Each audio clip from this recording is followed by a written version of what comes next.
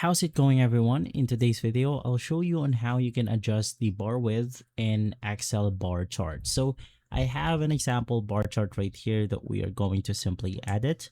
And if you want to do this, it's going to be extremely simple. So what you want to do is to actually click on the bar chart right here, which will open up the chart settings.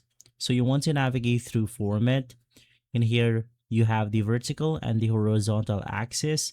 So you could just click on horizontal axis, and inside this section, you have the gap width. So if you want to widen out, or if you want to basically adjust the width of the bar chart, you can adjust the gap width right here.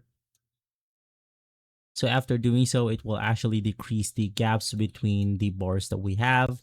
If you want to increase it vertically, of course, you could also do that, so on and so forth.